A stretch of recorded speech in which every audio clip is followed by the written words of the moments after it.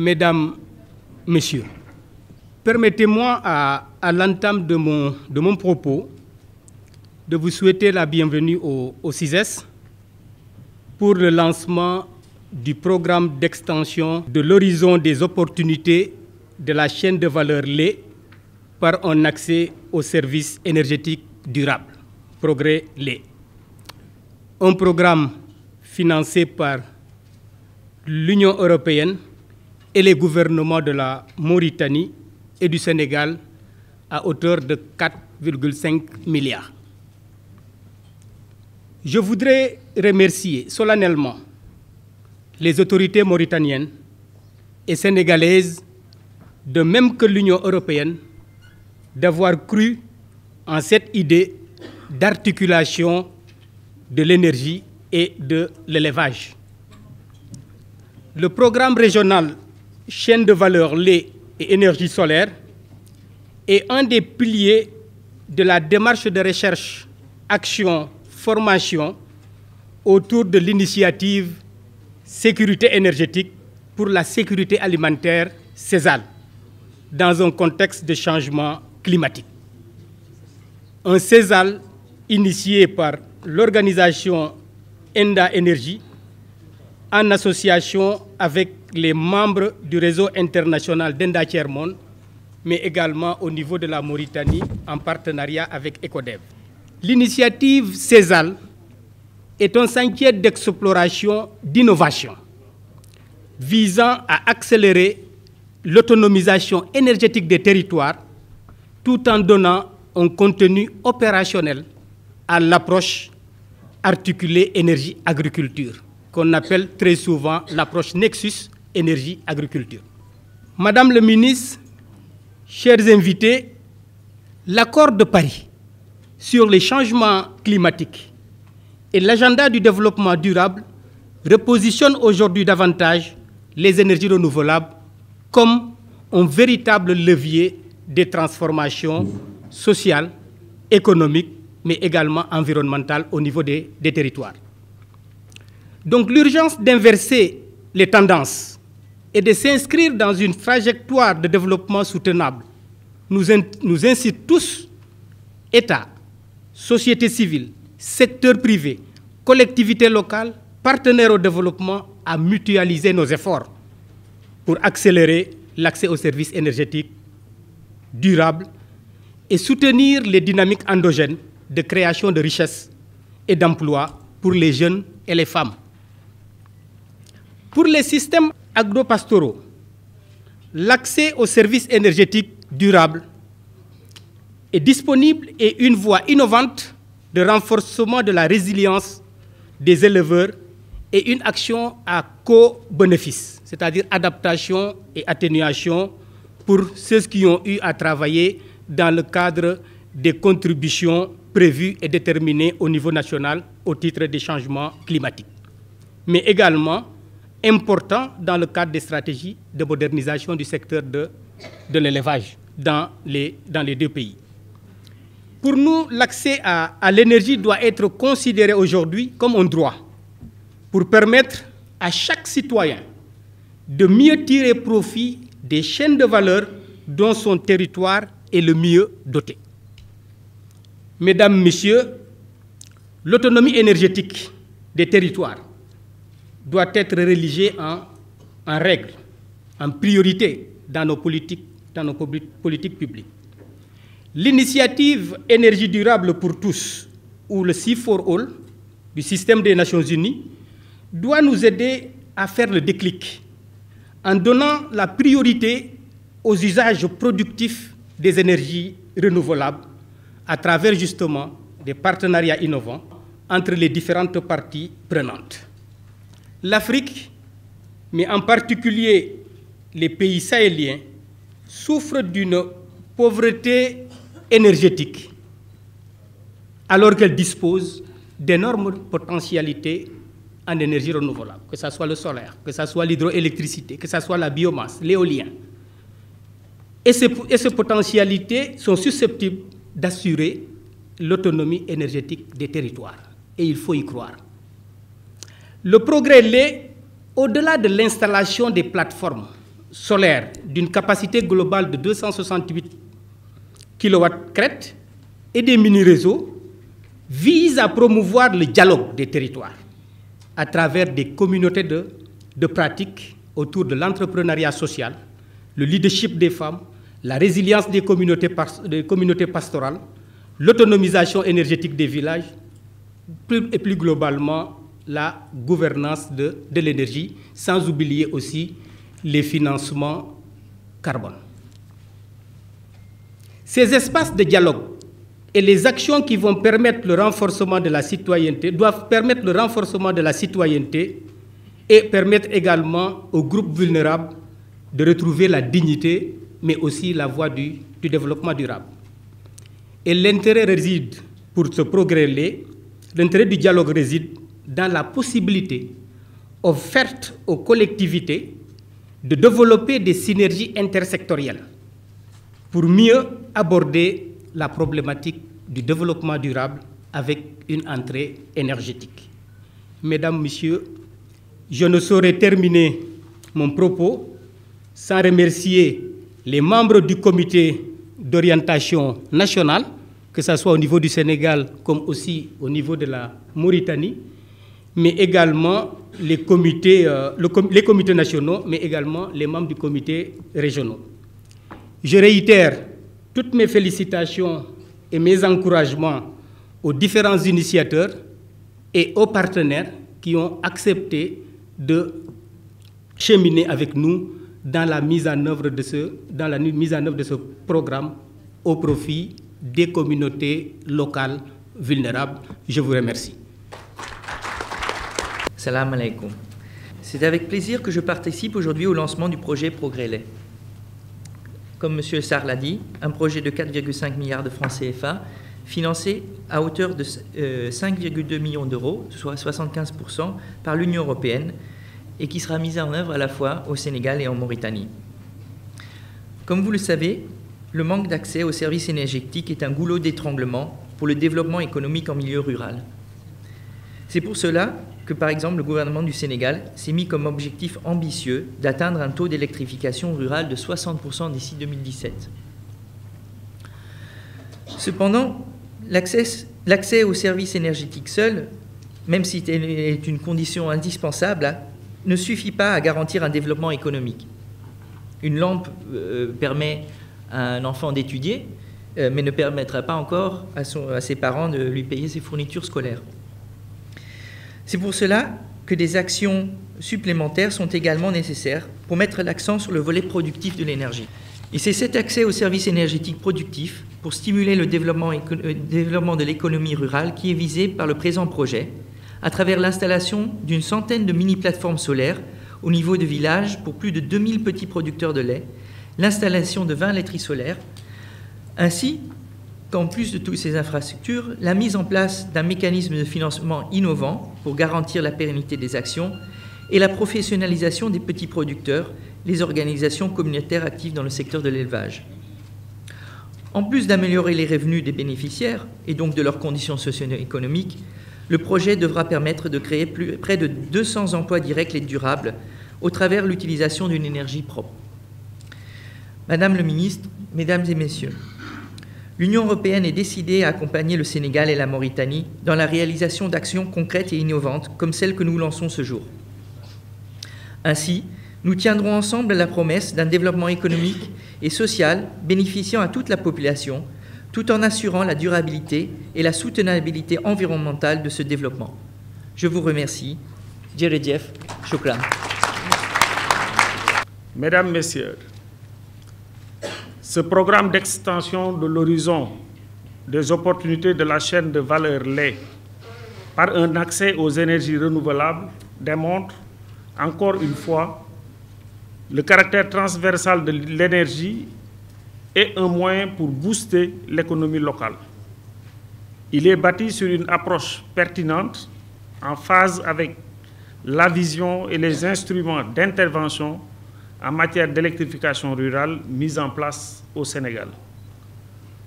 Comme vous le savez, l'accès à l'énergie durable doit être considéré comme un droit et un moyen de promotion économique sociale et sociologique. Malheureusement, l'Afrique souffre d'une pauvreté énergétique qui, en partie, justifie sa pauvreté économique, ou du moins l'explique, alors qu'elle dispose d'énormes potentialités en énergie renouvelable, solaire, hydroélectricité, biomasse, éolien. Cette pauvreté énergétique s'illustre par les faibles niveaux de consommation électrique par habitant. En effet, le subsahérien consomme en moyenne 162 MW par an, là où le sud-africain en consomme 25 fois plus, le français 42 fois, l'américain 75 fois. Par ailleurs, un peu plus de 600 000 Africains perdraient la vie chaque année du fait de la pollution de l'air à cause de notre dépendance au bois et au charbon de bois pour la cuisson. C'est pour cela, Mesdames, Messieurs, je voudrais solennellement remercier l'Union européenne pour son appui financier à ce programme, mais aussi pour son accompagnement sans faille à l'endroit du Sénégal et pour la cause des populations locales. Le progrès lait vise le développement des énergies renouvelables avec l'installation d'une capacité solaire de 268 kW crête dans des zones de production de lait pour promouvoir l'entrepreneuriat local, notamment pour les femmes. C'est également un programme de coopération régionale, car couvrant 2 pays frères, le Sénégal et la Mauritanie. C'est pourquoi le gouvernement du Sénégal ne ménagera aucun effort pour soutenir financièrement cette initiative avec la mobilisation de la contrepartie attendue de l'ASER, estimée à 780 000 €, soit 512 millions de francs CFA. Mesdames, Messieurs, je ne saurais terminer mon propos sans remercier les ministres mauritaniens et sénégalais en charge de l'élevage pour leur appui déterminant à la mise en œuvre de ce programme bilatéral de développement des énergies renouvelables qui s'inscrit dans la voie tracée par les 2 pays dans le cadre de leur coopération économique et énergétique au niveau de l'OMVS et qui connaîtra bientôt un tournant décisif avec l'exploitation commune des importantes réserves de gaz naturel découvertes au large de nos côtes. Madame la ministre, permettez-moi de vous transmettre les salutations fraternelles de votre collègue et sœur, Son Excellence la ministre de l'Élevage de Mauritanie, Madame Fatma Val Medsouena, qui s'excuse pour des raisons de calendrier de ne pouvoir être à vos côtés pour le lancement de ce programme important. Le programme Progrès Lait, initié entre nos 2 pays, vient impulser la dynamique de coopération bilatérale et rentre en droite ligne avec nos orientations stratégiques respectives pour le développement du secteur de l'élevage en général et celui de la filière laitière en particulier. Et ce, à travers ces objectifs visant à renforcer le pouvoir économique des éleveurs et en stimulant l'économie rurale verte et en apportant de réelles transformations économiques, sociales et environnementales. Notre pays, par nature de vocation pastorale, a adopté récemment une stratégie de développement du secteur de l'élevage assortie à une loi agropastorale. Ceci dénote de notre tendance à mettre l'accent sur le développement de l'économie productive à travers le renforcement du rôle stratégique du secteur de l'élevage dans la réduction de la pauvreté et la sécurité alimentaire. Notre stratégie visant l'augmentation des productions de qualité et leur accès au marché se repose sur le développement des filières porteuses que sont les viandes rouges, le lait, l'aviculture et les peaux et cuirs. Madame la ministre, Mesdames et Messieurs, notre pays dispose de grandes potentialités dans la filière lait et notre politique dans ce domaine a pour objectif la mise en place d'un programme laitier national basé sur la promotion du secteur privé, la productivité du cheptel et l'augmentation du taux d'usinage dans une optique de satisfaction de nos besoins et de rétablissement des équilibres financiers vis-à-vis de nos fortes importations en produits et dérivés laitiers. Ceci passe entre autres par l'instauration de bassins laitiers dans les zones de production à travers le développement de grandes et moyennes entreprises de transformation, l'organisation de la collecte, l'implication et la responsabilisation des collectivités rurales. Madame la ministre, Messieurs, nous comptons intégrer la démarche de cette belle initiative du programme lait dans le cadre de nos programmes laitiers à travers l'implantation de plateformes qui, d'une part, va renforcer le maillage de notre système de collecte autour des grandes unités de transformation et d'autre part, améliorer dans une certaine mesure notre taux d'usinage à travers les petites et moyennes entreprises de transformation qui auront certainement des retombées significatives sur l'amélioration des conditions de vie des collectivités par la création d'activités génératrices de revenus et la création d'emplois pour les jeunes et les femmes. Nous louons également l'implication et la responsabilisation de la société civile qui va jouer un rôle prépondérant dans la sensibilisation auprès des collectivités et dans la visibilité de ce programme. Madame la ministre, Mesdames les Messieurs, je voudrais de cette tribune, au nom de Son Excellence Madame la ministre de l'Élevage de Mauritanie, assurer nos partenaires, comme l'a dit tout à l'heure le représentant du ministère de l'Énergie, que la Mauritanie également va très bientôt libérer sa contrepartie. Et par la même occasion, je sollicite qu'une célérité soit accordée à la mise en œuvre pratique des activités du programme Progrès Lait dans notre pays pour accompagner le démarrage de la production de la nouvelle usine de Nema, qui est notre second bassin laitier après celui du Trarza, qui compte une ligne UHT et qui a une capacité de 30 000 litres. Madame la ministre, Mesdames et Messieurs, je ne saurais terminer sans réitérer mes vifs remerciements aux promoteurs pour la parfaite organisation de nos assises, à l'Union européenne pour sa permanente sollicitude et souhaiter plein succès à ce programme. Je vous remercie de votre aimable attention.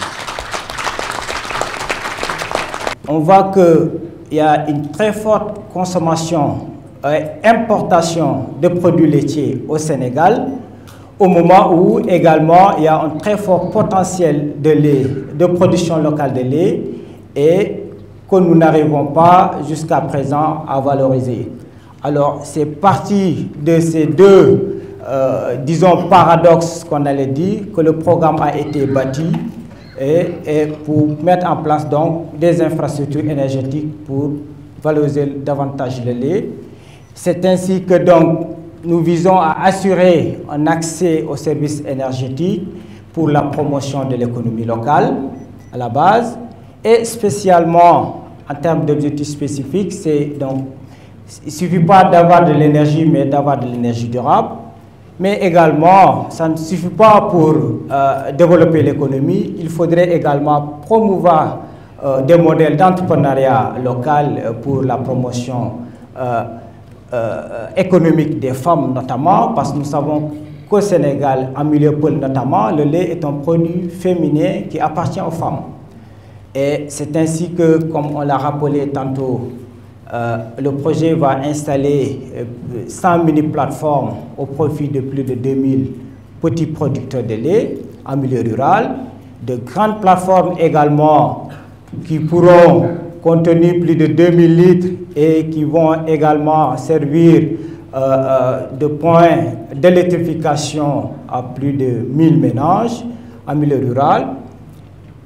Pour également, au-delà du lait, ces plateformes permettront également de régler un certain nombre de besoins en termes de services énergétiques connexes, tels que l'éclairage, l'achat de téléphones et d'autres petits services.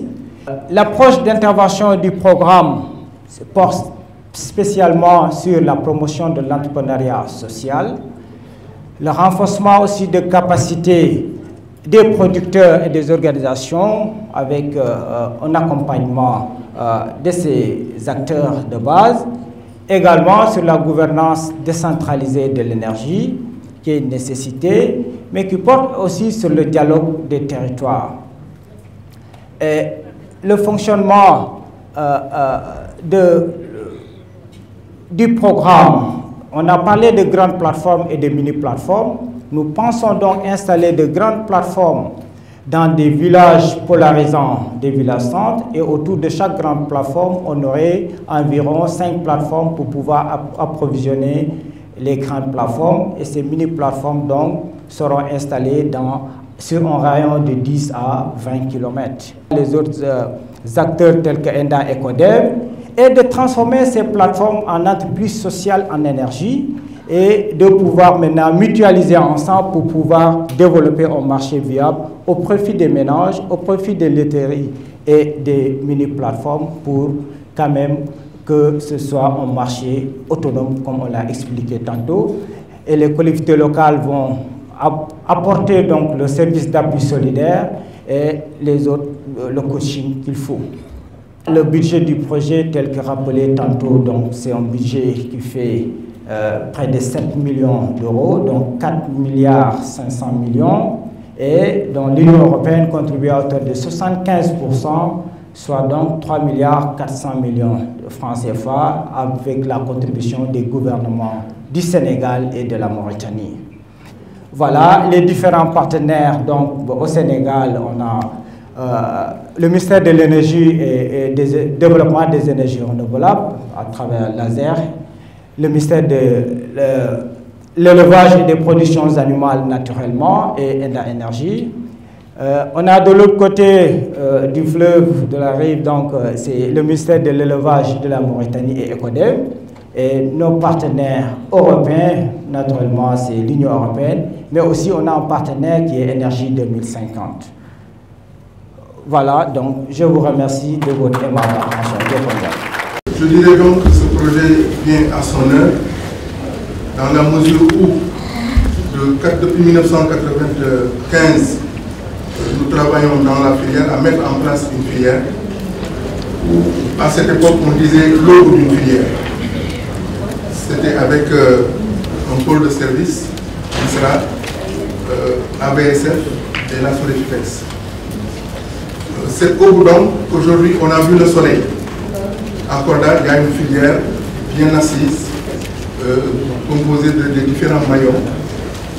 Et nous avons atteint aujourd'hui un certain niveau qui nous permet, en tout cas, de ne plus jeter du lait. J'ai regardé la vidéo et j'ai vu beaucoup de problématiques que nous avons en Mauritanie, qui sont les mêmes au Sénégal. Et sur ce point, je voudrais dire à Madame la ministre, pour ne pas... je voudrais aussi faire un témoignage pour cette dame. Je ne sais pas si vous la connaissez au Sénégal, mais on la connaît très bien en Mauritanie et à l'international. Effectivement, le courage, c'est pas parce que les ministres et que je suis là, hein, c'est parce que c'est la vérité. Je n'ai jamais fait une foire à l'international sans l'avoir avec son sac, alors qu'elle ne peut pas le faire. Elle ne peut pas le faire parce qu'elle a des gens qui sont payés pour ça. Elle est très courageuse, mais moi je voudrais lui demander quand même quelque chose de très important. On a de part des frontières une relation familiale, parce que vous ne pouvez pas avoir une famille qui n'a pas un oncle ou une tante de l'autre côté du fleuve. Et c'est pareil pour nos animaux. Je pense que même nos vaches ont des tantes, nos chandelles ont des oncles. Et il faudra que les deux ministres pensent à abolir les frontières entre ce lait qui doit aller de part et d'autre. Et c'est très important, et pour la collecte au niveau du Sénégal et pour la collecte au niveau de la Mauritanie. C'est très important. Mesdames, Messieurs, c'est avec un immense plaisir et un grand espoir que je suis venu présider la cérémonie de lancement du programme Chaîne de valeur lait et énergie solaire, Progrès Lait, financé par l'Union européenne avec une contrepartie des gouvernements de la République islamique de Mauritanie et du Sénégal pour un montant de 4 milliards 500 millions sur la période 2015-2018. Avant d'aller plus loin dans mon propos, je voudrais exprimer au nom de son Excellence, Monsieur le Président Macky Sall, et de M. Mohamed Boun Abdallah Dionne, Premier ministre, et de l'ensemble des populations bénéficiaires, notre profonde gratitude à l'Union européenne à travers son chef de délégation ici représenté. Je voudrais également souhaiter une cordiale bienvenue à la délégation mauritanienne conduite par Dr Mokhtar Fall, secrétaire général du ministère de l'Élevage de la République islamique de Mauritanie. Vous êtes chez vous, ici au Sénégal, et nous avons déjà l'habitude de collaborer régulièrement dans le domaine de la transhumance transfrontalière en matière de santé et de production animale dans un climat empreint d'amitié, de fraternité, de cordialité et de solidarité. Je vous demande, docteur, de bien vouloir transmettre à votre retour mes salutations les plus chaleureuses et les plus amicales à ma sœur, le ministre, Mme Fatma Wal Mint Souena, ainsi qu'à son prédécesseur à ce poste, Mme Fatimetou Mint Habib, avec qui j'ai eu à travailler pendant 2 ans. Je voudrais aussi saluer Monsieur le directeur de cabinet du ministre de l'Énergie, de même que le directeur de l'Énergie, venu représenter mon collègue Thierno Alassane Sall, ministre de l'Énergie, qui a suivi de très près la formulation de cet important projet. Je sais qu'il est retenu par d'autres obligations gouvernementales en dehors du Sénégal. À M. Sékou Sarr, le directeur de Enda Énergie, et à ses collègues, je puis vous dire ici la grande satisfaction que j'éprouve pour votre esprit d'ouverture et le bel exemple de partenariat que vous développez avec les services des différents départements ministériels et des autres structures concernées dans une approche participative et inclusive parfaitement maîtrisée. Mesdames, Messieurs, chers participants, l'initiative de l'ONG Enda Énergie est à saluer, eu égard à sa haute portée sociale et économique. En effet, le programme qui nous réunit aujourd'hui vise essentiellement à renforcer la résilience des populations parmi les couches les plus vulnérables à travers des activités portant sur la disponibilité énergétique, la valorisation de la production laitière locale, l'amélioration de la sécurité alimentaire et la réduction de la pauvreté, notamment au niveau des communautés pastorales vivant le plus souvent dans des zones très enclavées et ne disposant pas de tous les services sociaux de base.